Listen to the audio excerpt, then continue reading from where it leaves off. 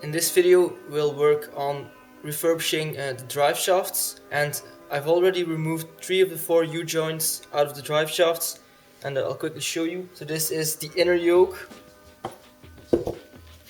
this is the stub axle, and this is the intermediate drive shaft.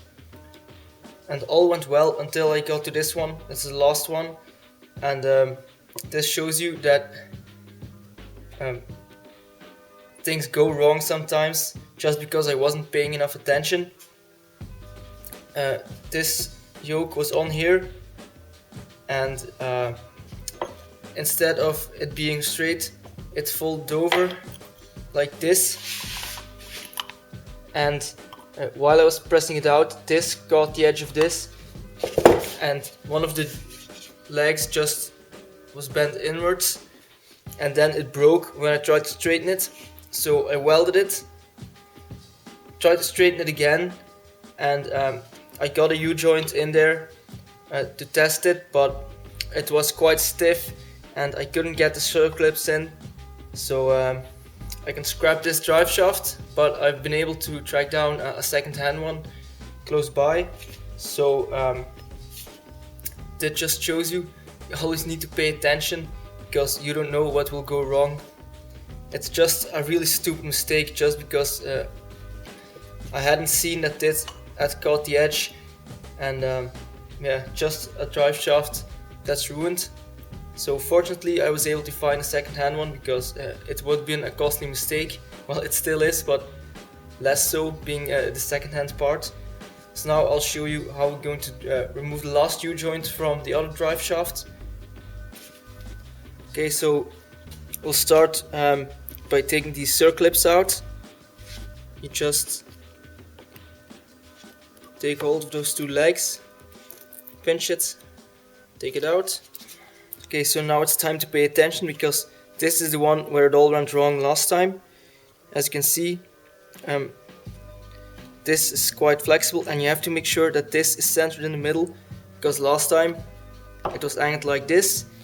Now you just want to tighten the vise so that this socket will press the entire U-joint towards that way, and then the bearing cap, or however you want to call it, will pop out along this side. So try to tighten it. As you can see, this one popped right out. If you loosen it a little bit, it will come out. As you can see, it sticks out a little bit. That's enough. Now you take some sort of pliers. I like to use these.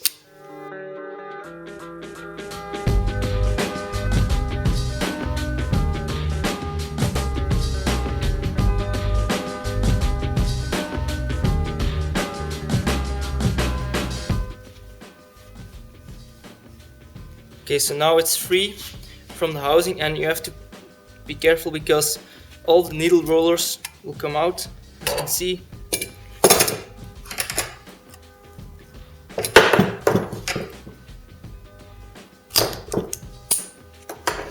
You can see this is filled with all the needle bearings,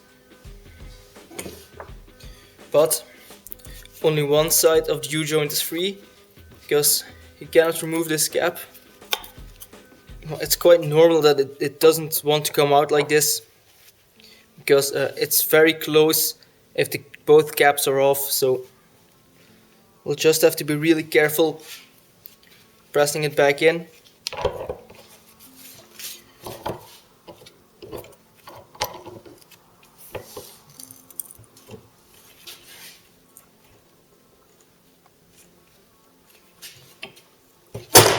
As you can see, it's pressed in. So now we take the large one, put it over here. Just use the small one to press it out from this side. Okay. So now again, centering this, closing the vise as far as we can.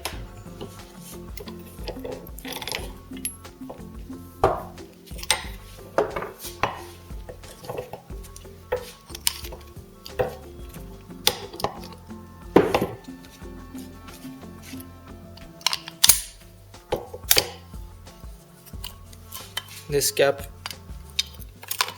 will come out a bit easier. So now the U-joint is loose.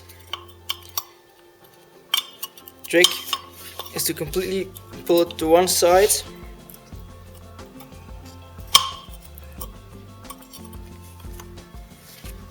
As you can see, and then it's free. So fortunately this drive shaft is unscathed. However, the other one will need to be replaced, but it could have been a lot worse.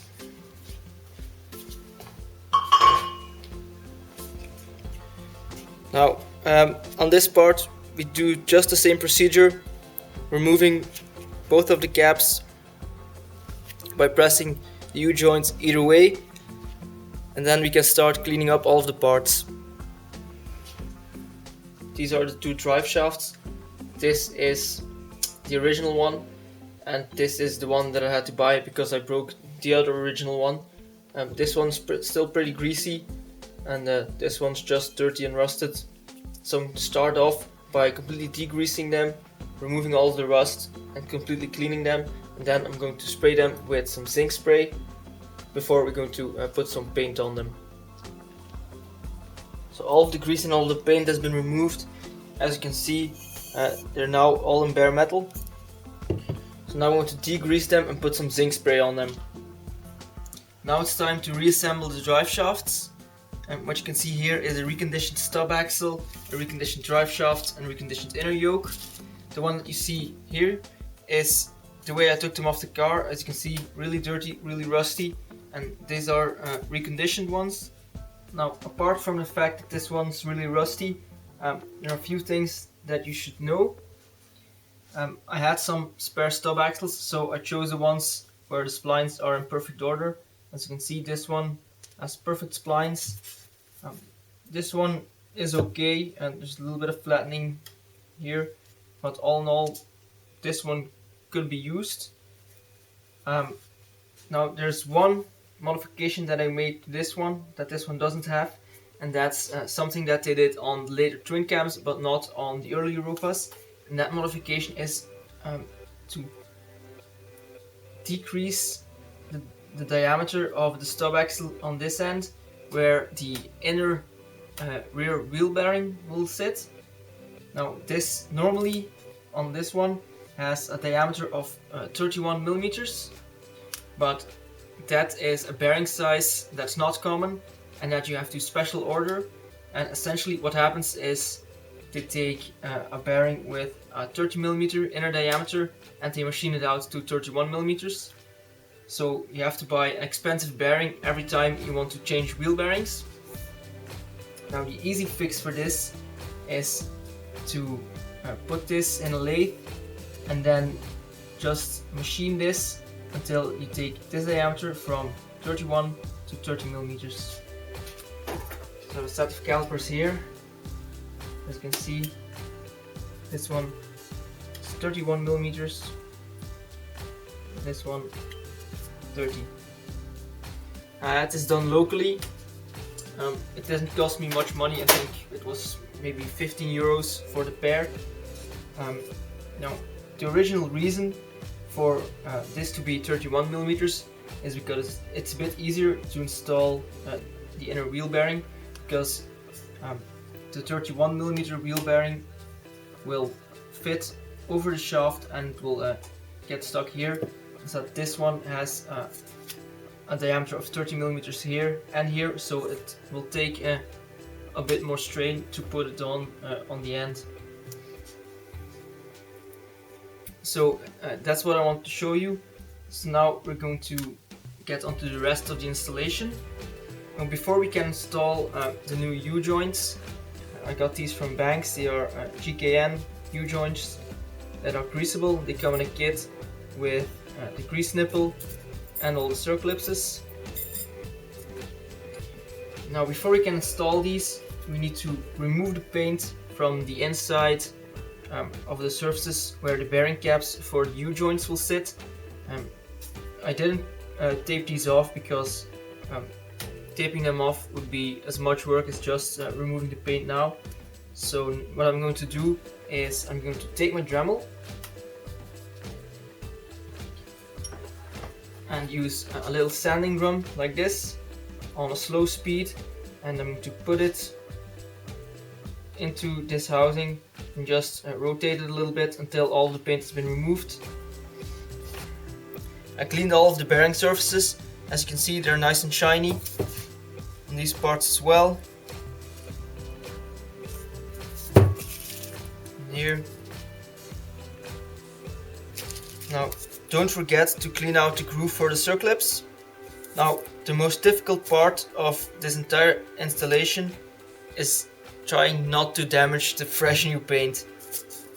And as you can see, a small bit has come off here, just because I cleaned up the edge for the inside, but there's still primer under there, so it's okay. The best thing to do is to start with the middle part of the drive shaft. There are a couple of reasons for that, but the main one is that because these U-joints have a grease nipple, you want to install it with the grease nipple towards this side where there's a spacing. There's like a part taken out of the drive shaft just for the grease nipple. So while you're installing it, you want to install it like this, so that when you install the grease nipple afterwards, that the grease nipple has space to go in this opening and you still have full motion of your drive shaft. Now you install the grease nipples afterwards, so we're going to start by installing the U-joints in both ends of this part. If you want to check if you have enough clearance for your bearing cap, if you don't forgot any of the paint, or if there's some metal sticking out, you can use an old bearing cap and you can press this in with your vise, press it all the way through, and that way you know that the new bearing caps will fit as well.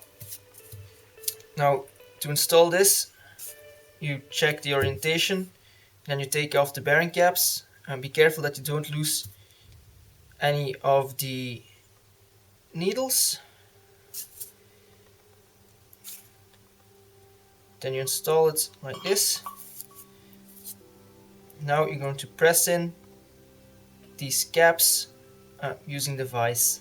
Okay, so I've put in the U-joint in the correct position, so with the hole for the grease nipple where this cutout is, and I've pressed in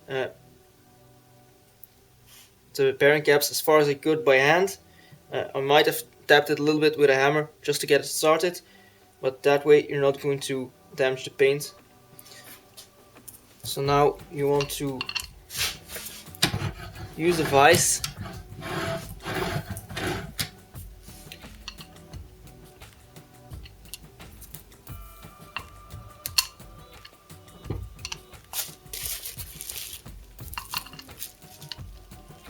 and you have to try to get one bearing cap as far as it can. Okay, so as you can see, this is in all the way and there's room for the circlips. So now you take circlip plier, you put the circlips in on this end,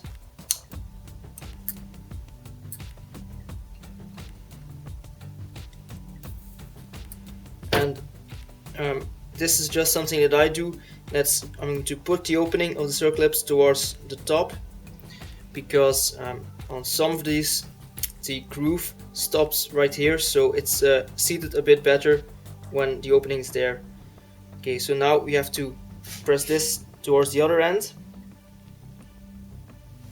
and then normally the groove at this side should appear, and you can put the circlips in on this side.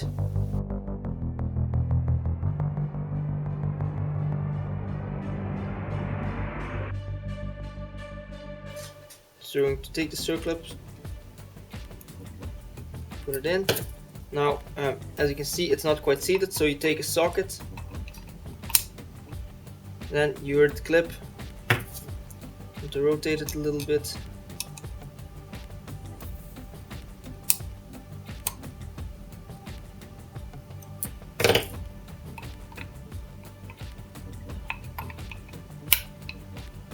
and you heard the click. So now the U-joint on this side is in. So now we'll do the other sides, and then we need to install both yokes on the end. Both U-joints have been installed, all the circlips are in place, we're full motion. So now we're going to install the grease nipples, and we're going to pump a little bit of grease into the U-joints.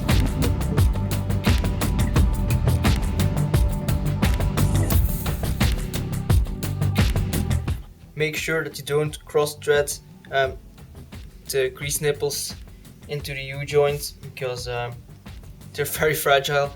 I was cross-threading one, but I managed to save it and chase the thread with a tie, and I managed to put it in, but it was a close call. So now we're going to take a grease gun like this, put it onto the grease nipple, and I'm going to pump some grease into it until it comes out. Both drive shafts have been completely restored, everything has been painted, both of the stub axles have been polished, one of them has been replaced, and both have the mod done for the new inner wheel bearings. 4 new U-joints, and of course nice paint. The next time you will see this is when we're going to install these on the car with the rest of the rear suspension. That will be for one of the next videos, but for now this will be the end. I hope you enjoyed it. If you have any questions, post them below or send me an email through my website. You can also subscribe to this channel so you won't miss any of the upcoming videos. And of course, you can read all about this and the rest of my restoration on my blog. The link is in the description below. I hope I'll see you next time. Goodbye.